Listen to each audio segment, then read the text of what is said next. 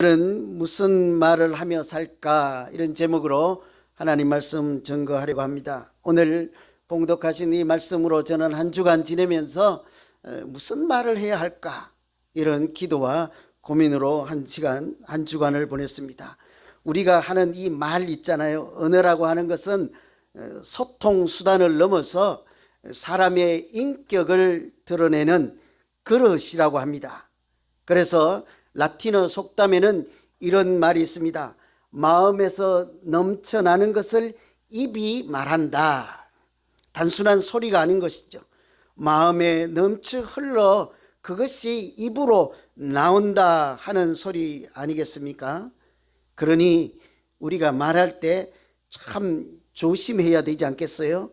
단순한 소리가 아니라 그것은 말하는 사람의 마음이기 때문인 것입니다. 그래서 우리가 말하는 것을 보면 그 사람의 마음을 알 수 있고 그 마음에는 인격이 들어있다, 그렇게 이야기들을 하죠. 예를 들어서 부정적인 말하고 남을 평가하는 말하고 항상 비난하는 말을 하는 사람들은 다른 사람을 죽이는 인격을 담고 있다라고 말할 수 있지 않겠어요? 반대로 늘 칭찬하는 말, 격려하는 말, 위로하는 말, 이해하고 서로 공감하는 말을 하는 사람은 그 인격에 사랑을 담고 있다라고 할 수도 있겠죠. 말 하나 때문에 그 사람 인격이 좌로 우로 얼마든지 왔다 갔다 할 수 있는 것이죠.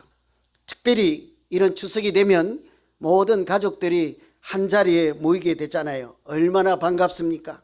시간 내어서 멀리서 그렇게 찾아와서 모든 가족이 한자리에 모여서 정말 참 행복한 명절을 보내다가 순식간에 명절이 곧 싸움터로 바뀐 일들이 여러분 다 한 번씩은 있지요. 여기는 별로 싸워본 일이 없습니다. 그죠? 저는 많이 봤습니다. 착한 우리 집에도 다 그랬어요. 우리 식구들이 다 착해요.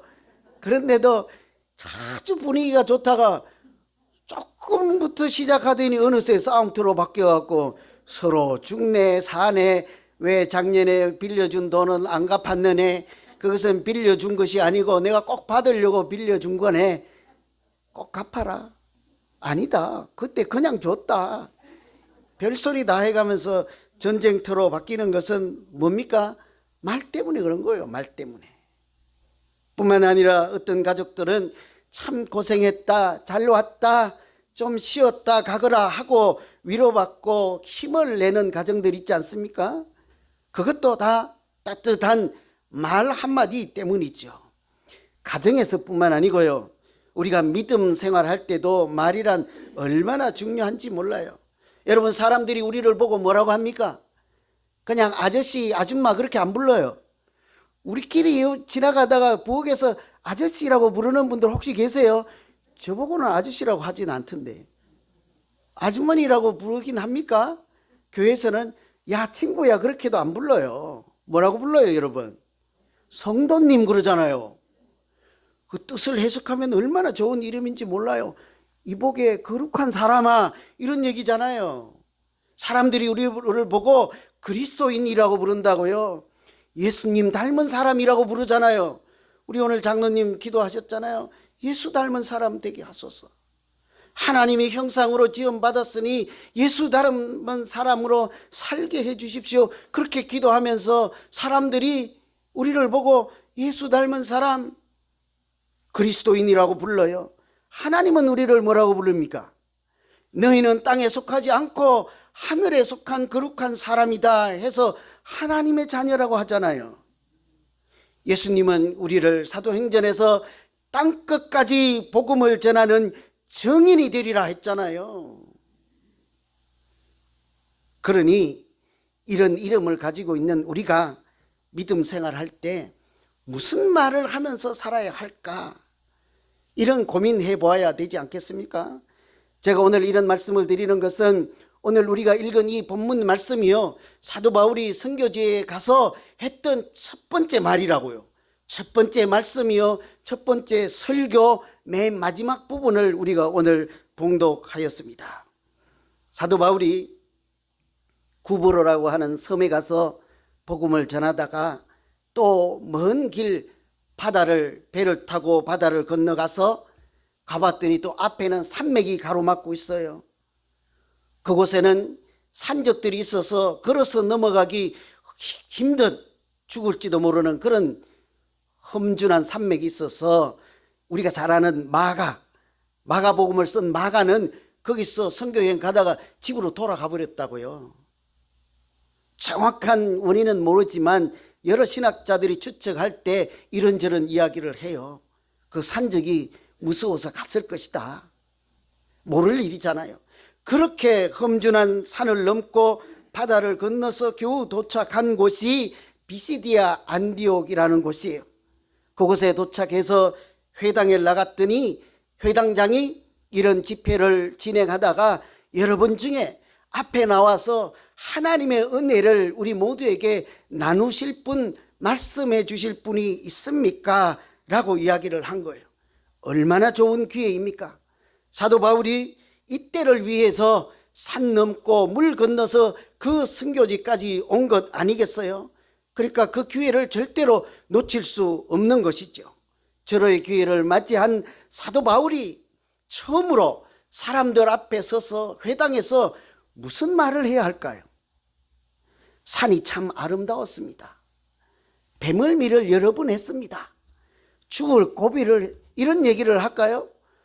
오늘 지나오다가 추석이 되어서 송편을 먹었는데 맛있었습니다. 이런 얘기를 할까? 뭔 얘기를 할까요? 만일 우리가 그 자리에 서서 많은 사람들에게 첫 번째로 말할 수 있는 기회가 주어졌다면 여러분, 우리가 무슨 말을 해야 할까요? 저는 첫 번째 설교 말씀을 묵상하며 한 주간 믿는 자로서 무슨 말을 해야 할까 이런 고민을 하며 기도할 때 오늘 말씀에 따르면 우리는 예수님을 말하는 사람인 줄로 믿습니다. 왜 그렇게 좀 약해요? 예수님 말씀하는 분들 아니십니까? 우리는 무엇을 하든지 어디서 누구하고 말을 하든지 무슨 내용으로 말을 하든지 그 내용의 핵심은 예수님인 줄로 믿습니다. 오늘 말씀 읽어보면 사도 바울은 옛적에 옛날 이야기를 하듯이 태고적 이야기부터 시작을 해요. 우리의 조상들이 애굽에서 종살이를 했습니다. 그런데 하나님께서 그곳에서 인도해 내시고 모세가 있었습니다. 사무엘이 있었고 사사들이 있었습니다. 그리고는 하나님께서 다윗을 왕으로 세우시고 하나님 마음에 합한 자라고 불러주었습니다. 하나님은 약속하신 대로 그 다윗의 후손으로 예수님을 보내주셨습니다. 이런 얘기를요, 무려 16절부터 우리가 읽은 말씀 앞인 37절까지 얼마나 오랫동안 이런 얘기를 하는지 몰라요. 그래서 읽어보고 또 읽어보고 이분이 왜 이런 얘기를 옛날적 얘기부터 그렇게 담배 피우던 시절부터 이야기를 할까? 우리 중에도 뭔 얘기 하려고 그러면 옛날에 학교 다니는 시절부터 서울에 갔다가 부산에 갔다가 미국에 가서 완 얘기까지 하다가 들으려면 속으로 지루할 때가 있지 않아요? 꼭 그러고 있는 거예요. 또 읽어보고 또 읽어보고 했더니 사도 바울이 하는 말씀은 다 듣고 보니 하나님이 예수님을 보내주셨습니다. 이 말을 하고 싶었던 거예요. 무슨 말을 하든지 사도 바울의 이야기의 초점은요, 예수님이었습니다. 그것을 한마디로 이렇게 정리를 했어요. 26절에 보시면 하나님께서 구원의 말씀을 우리에게 보내주셨습니다. 이게 사도 바울이 하는 말이에요. 예수님이 십자가에 달리신 것도 부활하신 것도 우리에게 약속하신 것을 이루기 위해서 하나님께서 하신 일이었습니다. 이런 사도 바울의 긴 설교를 다 듣고 그 말씀을 참고하면 우리가 해야 하는 말은요, 분명해지는 거예요. 이런 한마디이지 않겠습니까? 하나님께서 우리를 사랑하사 독생자 예수를 보내주셨습니다. 나는 이 얘기하면 막 아멘 해갖고 지붕이 날아갈 줄 알았어요. 예? 그냥 아무 감동도 없이 외우기만 하세요. 요한복음 3장 16절 여러분 한번 외워보세요. 하나님이 세상을 이처럼 사랑하사 독생자를 보내주셨으니 이는 저를 믿는 자마다 멸망치 않고 영생을 얻게 하리. 외우기는 잘 외우는데 왜 마음으로는 아멘이 안 됐어요? 하나님이 우리를 사랑해서 예수님을 보내주신 줄로 믿습니다. 이 얘기를 사도 바울이 비시디아 안디옥까지 물 건너 산 건너 가서 하는 소리는 송편이 맛있습니다, 어느 떡집이 좋습니다, 그런 얘기 안 하고 하나님이 예수님을 보내주셨습니다, 이 말씀을 하는 거예요. 여러분 좀 감동이 안 돼요? 저는 추석 때면 시골에 살았으니까 전부 수염 기르고 도포 있고 이런 그런 시골에서 살다가 어느 날 보니까 우리 집은요, 성경책을 펴놓고 손주들 객지에 나갔던 형제 이렇게 자매들이 와서 다른 집은 다 제사 지는데 하나님 찬양하며 부모를 공경하지 않는 것 아니에요. 거기서 송편도 갖다 놓고 더 맛있는 것, 다른 사람도 더 좋은 것 차려놓고 열매를 주시고 수확을 주시고 추수를 주신 하나님께 감사하고 서로 함께 예배드리는 그런 가정으로 우리 가정이 변화되어 있을 때 우리 동네에서 1호 가정이거든요, 우리가. 그러니 그 자리에 모여있는 가족들이 얼마나 감격이고 감개가 무량하겠어요. 그러면서 하는 소리, 우리끼리 하는 소리가 앞으로 이 동네가 우리처럼 다 하나님이 우리를 사랑해서 예수님을 보내주셨습니다, 이런 소리 하는 날이 반드시 올 것이라. 그러니까 그 동네에서 저 같은 목사도 나오지 않았겠어요? 그냥 된 것이 아니에요. 많은 분들이 그렇게 기도하시고 그런 얘기를 저에게 수도 없이 해 주었거든요. 여러분 추석을 맞이해서 자녀 앞에서, 형제들 앞에서, 부모 앞에서 해야 할 말들이 얼마나 많습니까? 작년에 빌려준 돈 이야기도 해야 되죠. 얼마였지? 꼭 갚을 거야? 언제 갚을 거야? 그런 얘기도 해야 됩니다. 어떻게 하면 부자 될까? 내가 살아보니 이것만이 부자 되는 길이야. 아니야, 돈이 문제가 아니고 건강해야 돼. 사람은 건강해야지. 건강하려면 말이야 열심히 이런 거 먹어야 돼. 아니야, 자손들을 잘 키워야지. 다 소용없어. 공부 잘하려면 이렇게 해야 돼. 얼마나 나눌 말씀들이 많아요. 아마 이 중에 어떤 할아버지들은 노트에 적어놓고 있을 거예요. 내년에 오면 이런 얘기를 해야지.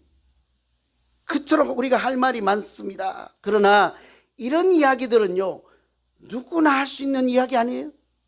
어느 가정이나 할 수 있는 이야기들. 그러나 우리는 좀 다른 사람이지 않습니까? 우리는 믿는 사람이요, 다른 사람이 그리스도인이라고 하는 사람이요, 하나님은 우리를 자녀라고 부르는 사람이죠. 우리는 또 한 가지 특별한 일이 있어요.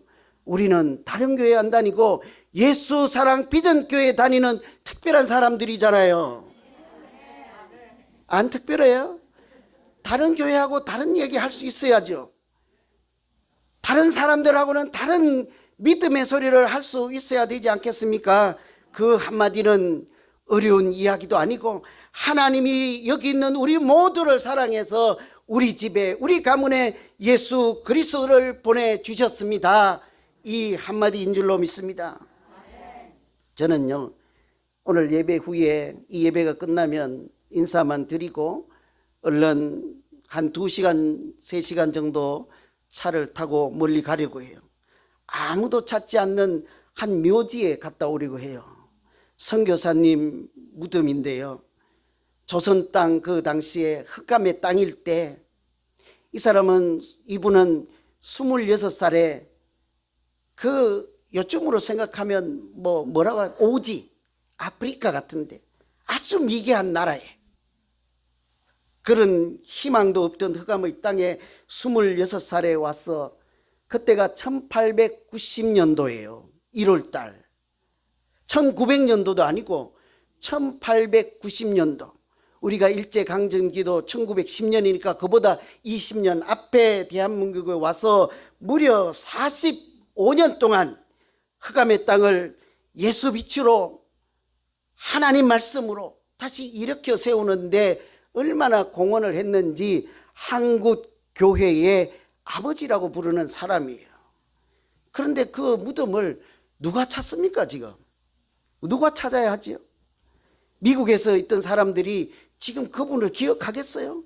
우리가 그 은혜를 다 누리지 않았습니까? 하나님께서 이분을 통해서 우리나라에 흑암의 땅에 구원의 말씀을 보내주시고 그것 때문에 우리가 예수를 알게 되고 우리는 생명을 얻게 된 줄로 믿습니다. 그러니 우리가 감사하고 우리가 기억하고 우리가 추모해야 되지 않겠어요? 이분은 얼마나 저거 한가 하면 그 당시 일본 강점기 때에 교회를 세우고 하나님 말씀을 가르쳐서 그 밑에서 배운 제자들이 전부 대한독립 만세를 부를 때 33인 대부분 이분의 제자인 것. 거기 보면 목사님, 장로님, 지사님들이 다 33인의 대표예요. 왜 그러겠습니까? 너희는 일제 식민지 저 사람들의 노예나 종이 아니라 하나님의 자녀인 것을 구원의 말씀을 보내주셔서 깨닫게 하심으로 그들이 목숨 걸고 대한민국 만세, 이곳은 하나님이 세워주신 나라라 외칠 수 있었던 것 아니겠습니까? 그러니 오늘 몇몇 목사님들 또 총장님도 가시고 해서 그곳에서 묘지에 흙도 닦아드리고 불도 켜고 그곳에서 기도하고 찬양하며 구원의 말씀 예수 그리스도를 알게 하신 하나님의 은혜를 찬송하고 또 우리가 해야 할 말, 우리를 사랑해서 대한민국 그 흑암의 땅에 예수를 보내주시고 그 은혜로 우리가 이국만리 그 선교사를 보냈던 이 나라에 와서 하나님의 은혜로 이렇게 살고 있습니다. 우리의 인생을 돌아보는 그런 자리를 하고 돌아오려고 합니다. 여러분, 이처럼 우리 모두에게 하나님은 독생자 예수 그리스도를 보내주셔서 흑암의 땅에 살고 있던 우리에게 희망을 주신 줄로 믿습니다.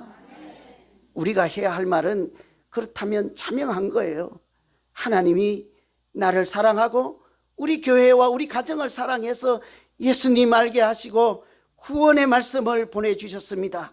일생을 살며 이 한마디는 꼭 해봐야 될 줄로 믿습니다. 열심히 하세요. 무슨 말을 하겠습니까? 추석 때. 두 번째 우리가 생각할 것은 예수를 힘입어 하나님은 죄 사함을 얻게 하셨습니다.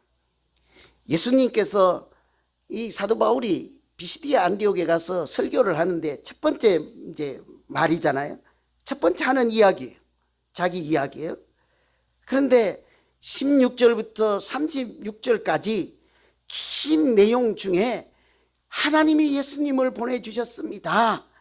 이것이 사도 바울이 하고자 했던 말의 전부일까요? 그것이 결론일까요? 하나님이 예수님을 보내주셨습니다. 그래서 어쩌라고요? 하나님이 예수님을 보내주셨습니다. 그 다음에 뭐라고 해야 되겠습니까? 38절입니다. 그러므로 형제들아, 이 결론이잖아요. 지금까지 긴 이야기를 다 하고 그러니까 말이야, 그러므로 여러분 너희가 알 것은 이 사람을 힘입어 예수를 힘입어 죄사함을 너희에게 전하는 이것이라. 무슨 소리인지 잘 모르니까 아멘이 안 되는 거예요. 그죠? 이렇게 오래전부터 약속하시고 다윗의 후손으로 예수님을 보내주셔서 오늘 선교사님 같은 그런 분들을 통해서 우리가 예수님을 만났으니 그러니 예수 믿고 구원 받으세요. 이 말을 하고 싶었던 거잖아요. 하나님은 우리에게 예수를 힘입어 죄사함을 얻게 하셨습니다. 사도 바울이 회당에서 하신 말씀 첫 설교의 결론은요, 여러분 예수 믿고 구원 받으세요. 그것이 참으로 인생을 복되게 살아가는 길이기 때문이죠. 아마도 이 중에 죄사함을 얻는다 하면 이렇게 감이 안 와요. 죄는 우리가 열심히 잘 짓지만 좋아하지는 않습니다. 누구든지. 그죠? 죄를 날마다 밥 먹듯이 하는 사람도, 아주 쉽게 하면요, 날마다 욕을 하는 사람도 자기가 욕을 들으면 안 좋아해요. 그죠? 우리가 날마다 죄를 지으면서도 죄 그러면 좀 이렇게 그래요.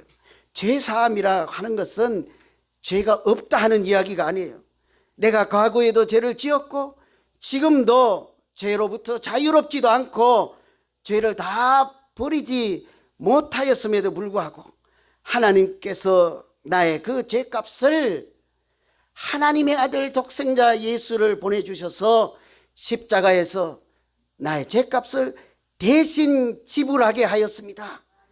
그러니 여러분은 더 이상 죄의 종노릇 하지 않고 죄의 자녀가 아니라 하나님의 자녀가 되게 하신 줄로 믿습니다.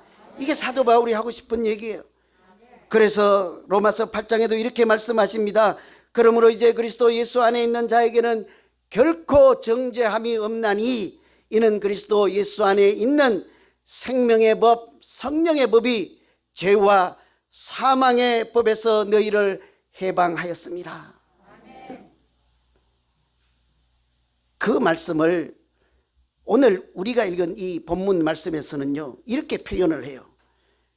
예수 그리스도 안에 있는 생명의 성령의 법이 죄와 사망의 법에서 너희를 해방하였으니 결코 정죄함이 없노라. 이 말씀을 오늘 본문에서는 너희가 예수를 힘입어 죄 사함을 얻었노라, 너희가 예수를 힘입어 의롭다 하심을 얻었노라, 이렇게 얘기를 하고 있다고요. 죄 사함은요, 이제 우리가 더 이상 죄의 노예로 살아갈 수 없다고 하는 하나님의 선언이지요. 우리가 하나님의 자녀가 되었습니다 하고 하나님께서 도장을 꽝꽝꽝 쳐준 인쳐주심이라고 할 수 있습니다. 그것을 우리는 구원이라고 하는 거예요. 구원은 죄로부터 자유예요. 구원은 사망과 사망의 권세로부터, 죄와 사망의 권세로부터 해방되는 것이 구원이다, 이렇게 설명을 했죠. 여러분 잘 아시는 김세윤 교수님이 구원을 그렇게 설명을 했다고요. 우리의 죽음이라는 것이 무엇입니까? 죄와 사망의 권세에서 그것들로부터 뻗어 영향 아래 있을 때 아프고 고통스럽고 모든 역경들이 그 결과에서 초래하는 것이라 얘기를 해서 구원은 죄와 사망의 권세로부터 해방되는 것이라 했죠. 여러분 사람이 정말로 행복하게 살려면요, 다른 모든 것보다 하나님이 주시는 죄사함을 얻는 것인 줄로 믿습니다. 그것이 얼마나 중요한지 예수님께서 하루는 중풍병자가 찾아온 거예요. 나 좀 고쳐주세요. 중풍병자가 찾아왔어. 얼마나 고통스럽겠어요. 오랫동안 손발 제대로 쓰지 못하지, 사람들로부터 무시당하지, 뭘 한번 해보고자 해도 몸은 말을 안 듣지. 그래서 예수님이 오셨다는 소리를 듣고 가서 병 좀 고쳐주세요 하고 기도하는 마음으로 갔다고요.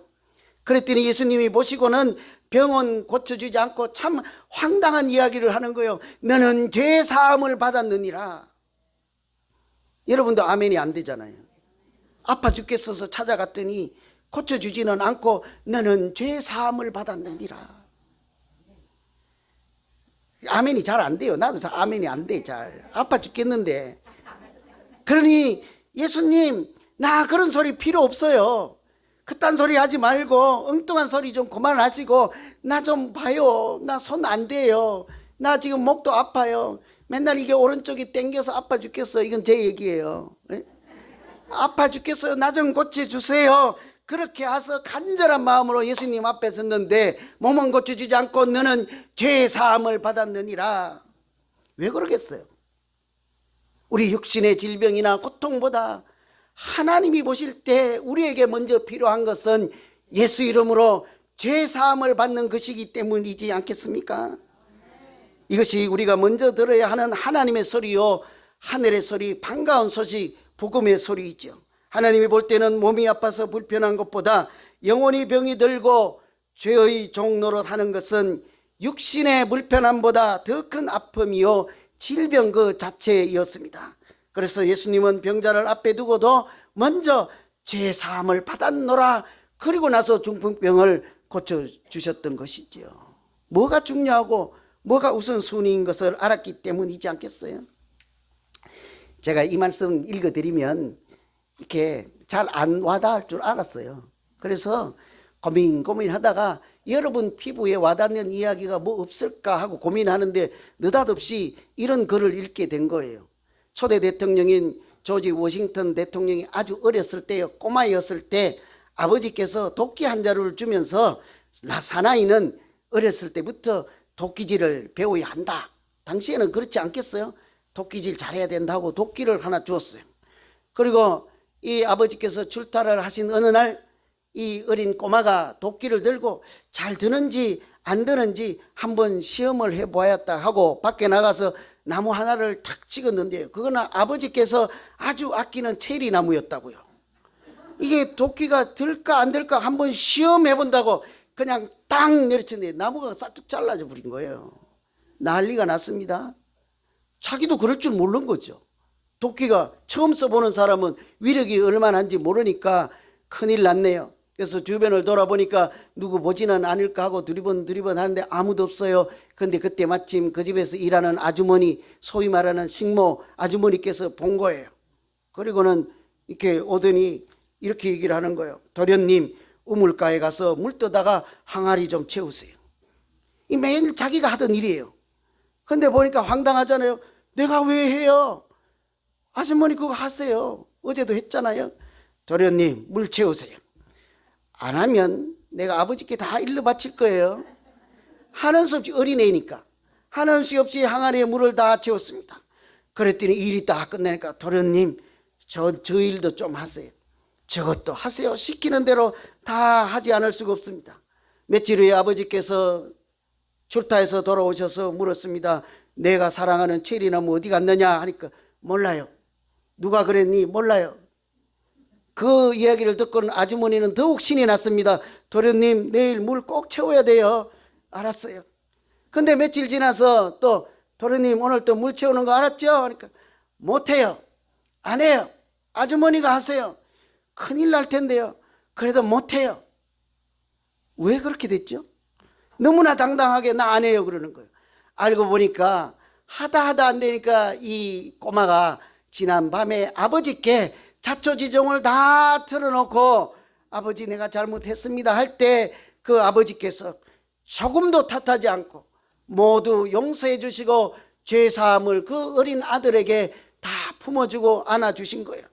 그러니 이튿날 아주머니가 물 채우세요 도련님 해도 안 해요, 못해요, 당당하게 살아갈 수 있었던 것 아니겠습니까? 하나님은요, 우리에게도 이런 똑같은 일을 하셨습니다.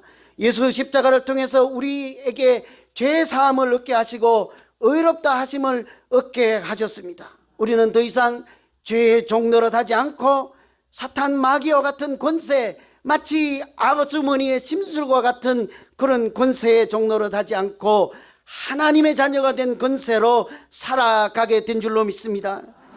그러니 우리가 자랑할 것, 우리가 해야 할 말 무엇이겠어요?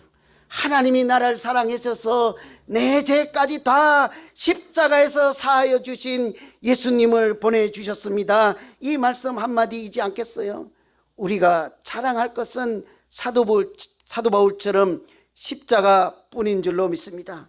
하나님의 평강이 그리스도 예수 안에서, 그래서 우리 마음과 생각까지 지키시리라 하는 그 구원의 은총이 여기 있는 우리 모두에게 임하시기를 간절히 소망합니다. 결론의 말씀을 하고 마치겠습니다. 우리는요, 예수님을 말하는 사람이에요. 예수를 전하는 사람, 예수 이야기를 하는 사람, 우리 조상 대대로 오늘 은혜를 입게 하셔서 예수님을 만나게 했습니다. 이런 이야기 하는 사람이에요. 여러분, 혹시 추석에 모이면 무슨 말씀 하시려고 합니까? 우리 조상들, 선조들을 통해서 예수님을 만나게 해주시고 그 예수를 힘입어 죄사함을 얻게 하신 하나님을 찬양하는 날이 되어야 하지 않겠습니까? 언제 어디서든지 죄와 사망의 권세 아래 종노릇하지 않고 하나님의 자녀가 된 권세로 하나님께서 예수님을 보내주셨습니다, 이런 말을 하며 예수 이름으로 당당하게 살아가는 우리 모두 되기를 간절히 기원합니다. 기도하시겠습니다. 하나님 아버지, 사도 바울은 산을 넘고 물을 건너서 첫 번째 단위에 서서 무슨 말을 할까 고민하다가 산이 높았습니다, 죽을 고비를 당했습니다, 이런 이야기는 한마디도 하지 아니하고 하나님께서 우리 조상을 통해 오늘 여기까지 있게 하시고 그 조상을 통해서 예수님을 보내주셨으니 여러분 예수를 힘입어 구원받으세요, 그것이 참으로 복되게 사는 길입니다 하고 말했던 것처럼 우리 입에 예수님 이야기를 넣어주시고 말할 수 있는 용기와 믿음을 더하여 주시옵소서. 예수 이야기를 나누는 가정마다 하나님 참으로 복되게 하시고 아름다운 하나님의 가족들 되게 하여 주시옵소서. 예수님 이름으로 기도하옵나이다. 아멘.